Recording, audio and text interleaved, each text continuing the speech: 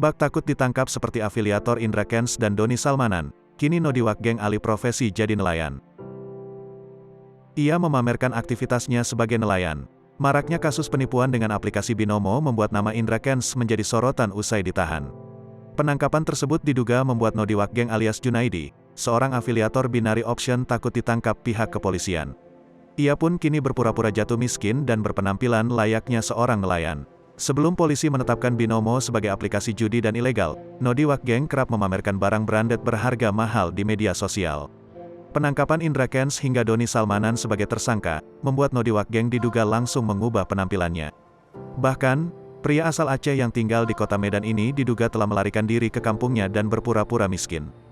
Dikutip dari Tribun Aceh, Nodiwak geng lahir di Kecamatan Samudera, Aceh Utara, tanggal 11 Maret tahun 1989. Pria yang sukses berkat trading ini juga merupakan seorang YouTuber yang menetap di Medan. Ayah dari pemilik nama asli Junaidi tersebut bekerja sebagai tukang becak, sedangkan sang ibu menjadi asisten rumah tangga. Pria berusia 33 tahun ini telah menikah dengan seseorang wanita bernama Aisyah Putri Nadifa. Keduanya telah dikaruniai seorang putri bernama Cut Aish Nadifa. Karirnya dimulai dari menjadi konten kreator YouTube dengan jumlah 493.000 subscriber.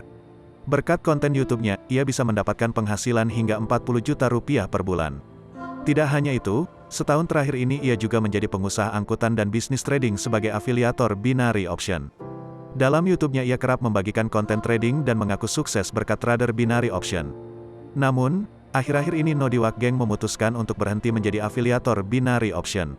Informasi ini diumumkan langsung olehnya di akun Instagram pribadinya. Hal ini dilakukannya setelah pemerintah Indonesia menetapkan binary option termasuk dalam judi. Nodiwak geng mengaku baru sadar bidang yang menjadikannya sukses itu adalah judi online. Pasalnya ia kerap memamerkan kekayaannya di media sosialnya. Bahkan, ia memamerkan harga pakaiannya yang mencapai miliaran rupiah. Selain itu, juga kerap memamerkan mobil mewah hingga suka menghambur-hamburkan uang. Namun, setelah kasus Indra Kents mencuat, Nodiwak geng menutup akun Instagramnya dan tidak pernah terlihat lagi.